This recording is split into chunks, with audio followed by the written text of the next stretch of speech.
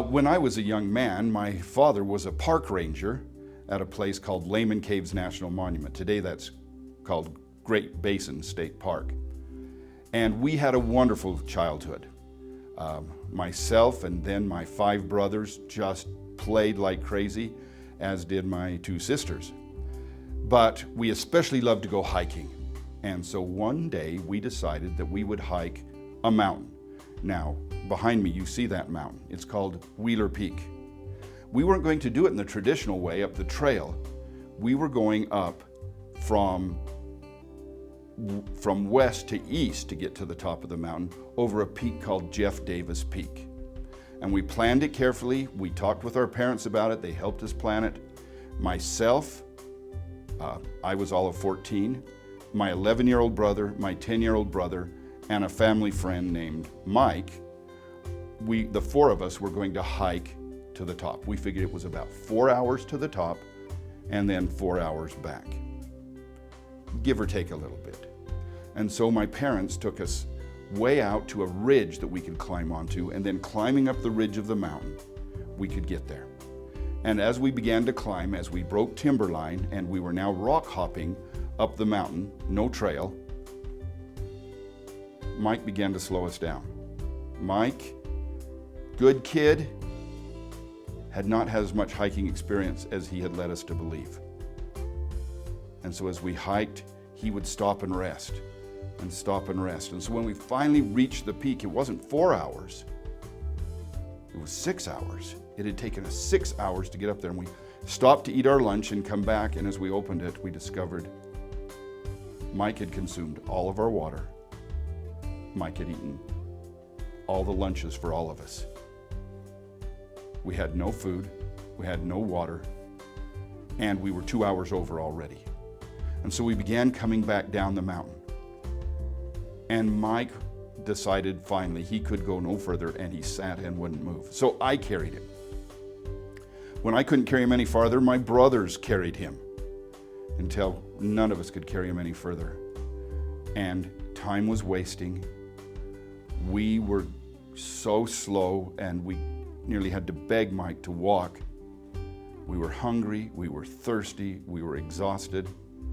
And as I looked down off that mountain, if I continued on the ridge, it would be many hours. But if I cut off to the left, there were a set of cliffs. And if we could climb down between the cliffs, we could climb right down to where our cabin was, where we lived.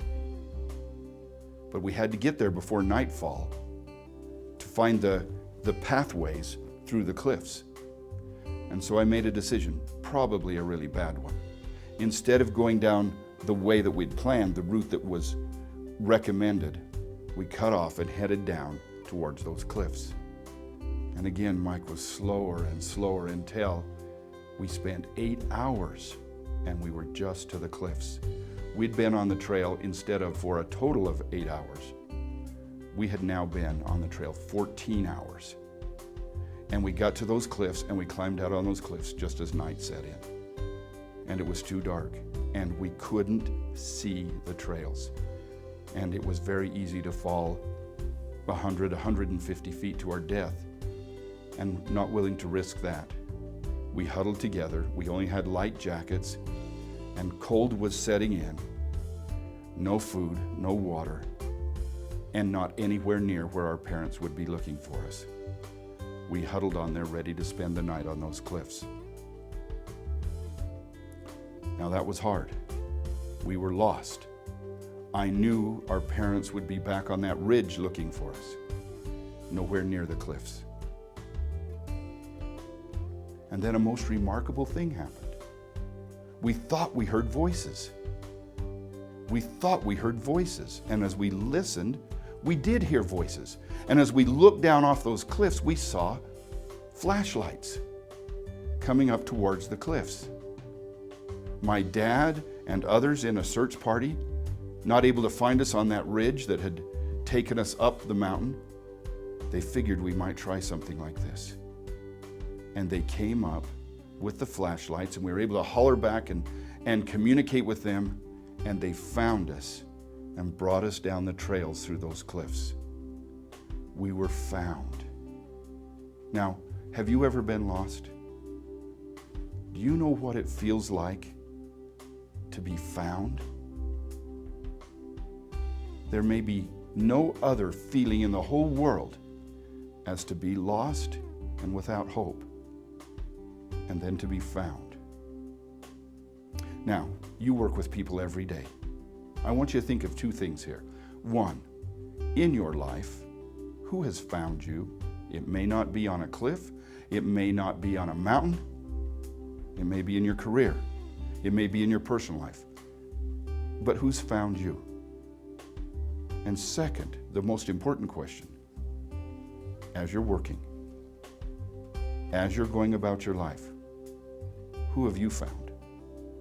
Who is out there lost that needs to be found? Someone that you can find and save and bring home from those cliffs.